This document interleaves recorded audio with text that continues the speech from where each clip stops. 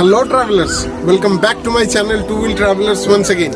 और I hope ये lockdown के सिचुएशन में आप सभी लोग अच्छे होंगे, घर पे होंगे और लॉकडाउन खत्म होते ही एक लंबी राइड पे निकलने की तैयारी में होंगे। उसके लिए कुछ प्रिपरेशन ज़रूरी होती है और इसी राइड के दौरान हम लोग कुछ सिली मिस्टेक्स कर देते हैं। वही सिली मिस्टेक्स के ऊपर आज का ये वीडियो है।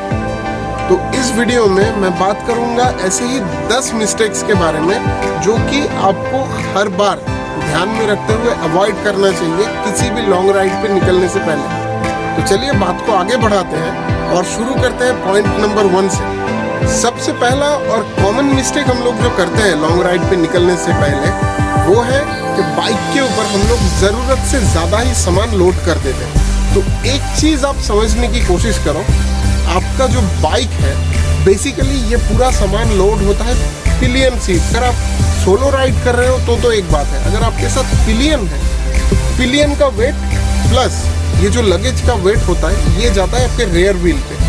तो जब भी आप कोई जैसे ग्रेवल्स हो या स्लिपरी रोड हो या बरसात का सीजन हो या बर्फ जमी हो रास्ते पे, ऐसे रास्तों से अगर आप बाइक को लेके जाते हो टूरिंग के दौरान तो बाइक के गिरने के चांसेस बहुत ज़्यादा हो जाता है। Point number 2, avoid solo night ride on unknown roads. अगर आप कोई भी जगह पे राइड कर रहे हो और आप अगर सोलो हो तो कभी भी never ever do night rides, क्योंकि आपको पता नहीं होता है कि जब भी मतलब सनसेट होता है उसके बाद किसी जगह का, कोई अननोन जगह का रास्ते का क्या कंडीशन होता है। अगर कभी भी आपको नाइट राइड करना है तो 2 चीज़ों का पूरा ध्यान रखिए। एक तो आपके बाइक पे सफिशिएंट लाइट्स होनी चाहिए, दूसरी आप ग्रुप में होना चाहिए। मिस्टेक नंबर 3, और ये सब करते हैं ज़्यादा से ज़्यादा डिस्टेंस एक दिन में कवर करना चाहते हैं। तो जितने भी मेरे व्यूअर्स हैं या सब्सक्राइबर्स हैं या फिर जो भी ये वीडियो देखेंगे उनके लिए मेरा ये क्वेश्चन है कि अगर आप एक दिन में 1000 किलोमीटर कर लेते हो या एक दिन में आप 1500 किलोमीटर कर लेते हो तो आपको कौन सा अवार्ड मिल जाएगा। यही चीज़ बहुत से नए राइडर्स भी ट्राई करते हैं। तो उन लोगों के लिए मैं एक चीज़ बताना चाहूँगा, अगर आप स्विमर हो, अगर आप माउंटेनियरिंग करते हो तो प्रैक्टिस के साथ ही आपका परफेक्शन आता है। जो आदमी 8 साल से 9 साल से 10, 12, 20 साल से राइड कर रहा है वो जितना डिस्टेंस एक दिन में कवर कर लेगा, एक नए राइडर के लिए वो इम्पॉसिबल है एक दिन में कवर करना। और ह्यूमन बॉडी का जो नेचर है, आप एक दिन में 400 से 450 किलोमीटर कंफर्टेबली कंप्लीट कर सकते हो। उसके बाद बॉडी में फटीग आना शुरू होता है, हेडेक आना शुरू होता है, आप मतलब राइड करते करते थक जाते हो, पूरा एग्जॉस्ट हो जाते हो और इसी सिचुएशन में एक्सीडेंट ज़्यादा होता। पॉइंट नंबर 4, और मैं जानता हूँ इस टॉपिक के ऊपर बहुत सारे नेगेटिव कमेंट्स आने वाले हैं, हेटर्स भर भर के डिसलाइक मारेंगे, लेकिन never ever ride without proper gear. अगर आपके पास राइडिंग गियर नहीं है ठीक ठाक तो लॉन्ग राइड्स पे जाने की गलती कभी भी मत करो, क्योंकि आप जितने भी बड़े राइडर हो कभी ना कभी आपका बाइक स्लिप करेगा, कभी ना कभी आप गिरोगे अगर वैसे सिचुएशन में पहुंचे तो। जिनके पास राइडिंग गियर्स नहीं है तो क्या वो लोग राइड नहीं करेंगे? हाँ, वो लोग राइड करेंगे, लेकिन राइडिंग गियर्स लेने के बाद। अगर आप स्विमर हो, अगर आप माउंटेनियर हो, अगर आप ट्रेकर हो तो इस हर एक चीज़ के लिए आपके पास प्रॉपर इक्विपमेंट्स होना ज़रूरी है। तो उसी हिसाब से अगर आप बाइकर हो, मोटरसाइकिल ट्रैवलर हो तो आपके पास मिनिमम राइडिंग गियर्स, कुछ प्रोटेक्टर्स होने ही चाहिए। अगर नहीं है पहले आप इनका जुगाड़ करो, उसके बाद आप अपना राइड स्टार्ट करो। दोस्तों, जब भी हम लोग कोई राइड स्टार्ट करते हैं तो ज़्यादातर अर्ली मॉर्निंग स्टार्ट कर देते हैं राइड। लेकिन मैंने बहुत से लोगों को ऐसे देखा हुआ है कि वो लोग क्या करते हैं, जब भी राइड पे निकलते हैं सुबह को ब्रेकफास्ट उतना ज़्यादा नहीं करते। 12 बजे 1 बजे तक उन लोगों को बहुत ज़्यादा भूख लग जाती है। और बंगालियों का या फिर काफ़ी सारे राइडर्स का सबसे ज़्यादा फेवरेट फूड है भात चावल। 12 बजे, 12:30 बजे, 1 बजे, 1:30 बजे जब भी राइड रुकती है लंच ब्रेक के लिए, तब वो लोग दबा के खाते हैं। इससे क्या होता है, जब भी आपका मतलब स्टमक एम्प्टी है और आप टायर्ड हो, क्योंकि सुबह को आपने राइड स्टार्ट की थी बिल्कुल अर्ली मॉर्निंग, ज़्यादातर लोगों का हैबिट नहीं होता है नॉर्मल डेज में उतना जल्दी उठने का। उसके बाद जब भी आप जाके ये खाना खा लेते हो, पूरा स्टमक को आप फुल कर लेते हो, उसके बाद हाईवेज पे आप भगाते रहते हो 80s पे, 90 पे, 100 पे, और वो जो हवा लगती है चेहरे पे, उससे क्या होता है, धीरे धीरे धीरे धीरे नींद आना शुरू होता है और इसी चक्कर में ज़्यादा से ज़्यादा एक्सीडेंट्स हो जाते हैं। सपोज आपका 5 दिन का राइडिंग का शेड्यूल है, तो आप यहाँ से पहला दिन का एक स्टॉप लेते हो 500-600 किलोमीटर पे, 700 किलोमीटर पे, और जैसे ही शाम होती है बॉटल ओपन हो जाता है, कैंप फायर होता है और गटागट से बॉटलें चलती रहती है। उससे क्या होता है, जैसे ही आप अल्कोहल ज़्यादा पीते हो, एक तो पूरा दिन का थकान है, अर्ली मॉर्निंग आप उठे हो, उसके बाद पूरे दिन 600-700 किलोमीटर का आपने राइड किया हुआ है, उसके बाद जब भी आप अल्कोहल लेते हो आपको नींद बहुत अच्छी आ जाती है। लेकिन नेक्स्ट डे जब आपको फिर से अर्ली मॉर्निंग उठना होता है, या तो आप अर्ली मॉर्निंग राइड स्टार्ट नहीं कर पाते, आपका राइड हो जाता है लेट, या फिर अगर आप अर्ली मॉर्निंग स्टार्ट करते हो तो एक आपका हैंगओवर रह जाता है। एक्सीडेंट के चांसेस बहुत ज़्यादा बढ़ जाते हैं। मैं इसी एक चीज़ पे बार बार फोकस कर रहा हूँ, क्योंकि हम लोग हर बार जब भी राइड को प्लान करते हैं, कोई भी राइड, तो ये छोटी छोटी सिली मिस्टेक्स हम लोग कर देते हैं, जिसकी वजह से एक्सीडेंट हो जाता है या फिर कोई आदमी बीमार पड़ जाता है राइड पे। मैंने खुद अपने एक राइड पे एक राइडर को इतना ज़्यादा पीते हुए देखा था कि उसको बीच रास्ते से घर वापस जाना पड़ा। और अगर आप हाई ऑल्टीट्यूड कर रहे हो, वहाँ पे ऐसे ही आपको AMS होने के चांसेस बहुत ज़्यादा होता है, क्योंकि ब्लड में ऑक्सीजन का लेवल कम हो जाता है। उसके ऊपर अगर आप ड्रिंक करते हो इसी सिचुएशन में, तो आपका बॉडी और भी ज़्यादा हैंगओवर हो जाता है और आप राइड के दौरान कुछ भी हो सकता है।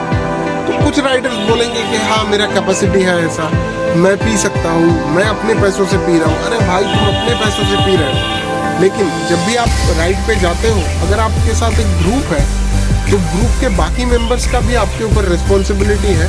वैसे ही आपका भी कोई एक एक्शन उनको खतरे में डाल सकता है। जब भी आप राइड पे निकलते हो, कोशिश करो 2 चीज़ें करने की। एक तो अगर आपका ride next day early morning start होता है, आप 2 या 3 दिन पहले से प्रिपरेशन स्टार्ट करो।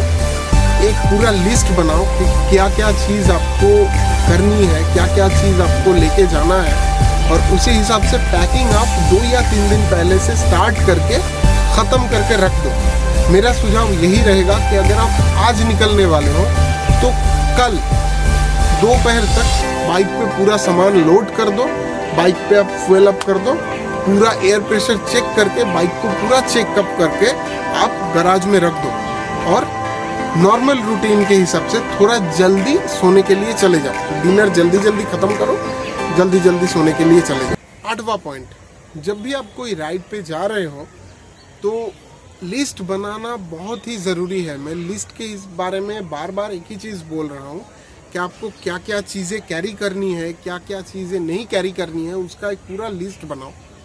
उसी हिसाब से आप अपनी जो आईडी है, जैसे ड्राइविंग लाइसेंस आपका हो गया, अगर आप भूटान जा रहे हो, नेपाल जा रहे हो, तो अपना वोटर आईडी कार्ड, क्योंकि आधार कार्ड वहाँ पे नहीं चलेगा, अपना वोटर आईडी कार्ड, और अगर पासपोर्ट है आपके पास तो पासपोर्ट उसका ओरिजिनल प्लस कुछ जेरोक्स कॉपीज़ और कुछ फ़ोटो आप कैरी करो उसके साथ। प्लस आप अपने बाइक का जो टूल बॉक्स है, जैसे स्पैनर हो गया या फिर एक्स्ट्रा स्पार्क प्लग, और 2-3 चीज़ें जैसे एक एक्स्ट्रा क्लच केबल, एक्स्ट्रा एक एक्सेलरेटर केबल।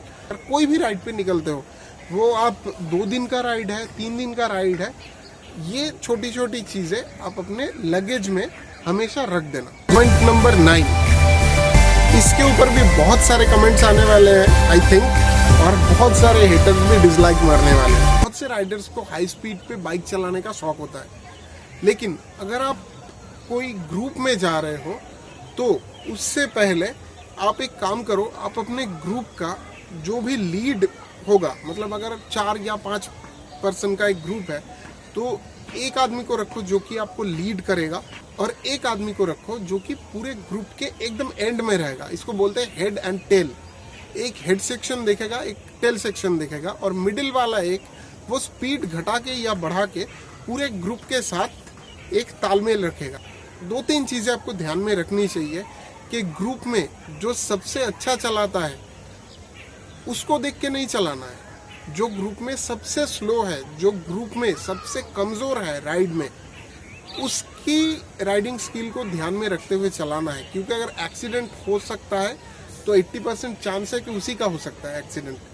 तो हमेशा उसके आगे पीछे 2 एक्सपीरियंस राइडर्स को आप रखिए और उसी हिसाब से एक पेस मेंटेन करते हुए राइड कीजिए। मैं फेसबुक पे बहुत सारे कमेंट्स देखता हूँ, what is your high speed on your bike.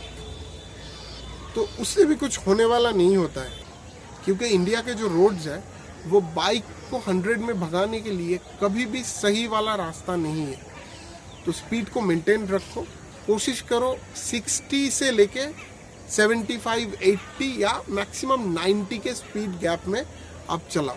उससे आपको फ्यूल इकोनॉमी भी ज़्यादा मिलेगा, प्लस सेफ्टी भी ज़्यादा बढ़ेगा आपका। आज के टॉपिक का 10th और लास्ट पॉइंट, जब भी आप किसी भी राइड पे जाते हो तो उससे पहले जहाँ पे आप जा रहे हो वहाँ का क्या सिचुएशन है, वहाँ की क्या कल्चर है, वहाँ का क्या लैंग्वेज है, वहाँ की डेमोग्राफी कैसी है, जियोग्राफी कैसी है, इसके बारे में जितना हो सके आप रिसर्च करके जाओ, फंसोगे कम। अगर आप यहाँ से भूटान जाते हो, वहाँ का कल्चर जो है वो पूरा अलग है। जैसे लास्ट ईयर एक इंसिडेंट हुआ था, एक इंडियन की वजह से भूटान गवर्नमेंट ने बहुत सी चीज़ों पे रोक लगाई हुई है बाइकर्स के ऊपर।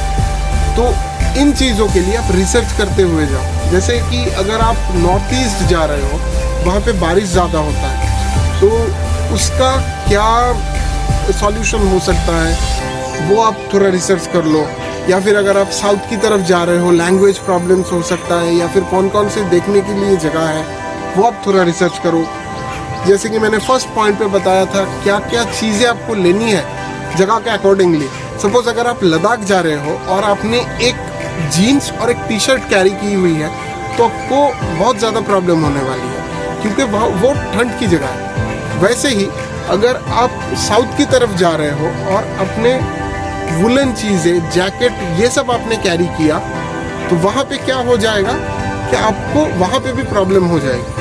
तो जहाँ पे आप जा रहे हो उसके लिए किसी भी जगह से आप रिसर्च करो। यूट्यूब से रिसर्च कर सकते हो, प्रीवियस वीडियोस देख के, या फिर आप गूगल में देख सकते हो, या फिर जो राइडर्स पहले वहाँ पे जा चुके हैं तो उनके साथ आप बातचीत कर लो एक बार। वो राइड कर रहे हैं अपने मज़े के लिए, अपनी खुशी के लिए, चीज़ों को एक्सप्लोर करने के लिए। तो अगर आप कोई भी जगह पे जाते हो और उसके बारे में आपको नॉलेज ही नहीं, वो राइड का कोई मतलब नहीं बन जाता है। जैसे माउंटेनियरिंग में ज़रूरत होती है, जैसे स्विमिंग में या फिर किसी भी दूसरे स्पोर्ट्स में ज़रूरत होती है रिसर्च की प्रॉपरली, मोटरसाइकिल ट्रैवलिंग में भी उसी तरह से रिसर्च की ज़रूरत होती है। जितना मेरे एक्सपीरियंस से मुझे पता था मैंने आपके साथ शेयर किया। अगर आपको कुछ भी सुझाव देना है तो कमेंट सेक्शन में बता सकते हैं। अगर आपका कोई क्वेश्चन है तो आप कमेंट सेक्शन में बता सकते हो। जो लोग इस वीडियो के थ्रू से ये चैनल को देख रहे हैं वो लोग लाइक, शेयर और सब्सक्राइब ज़रूर कर। मिलते हैं आपसे नए वीडियो में। जय हिंद।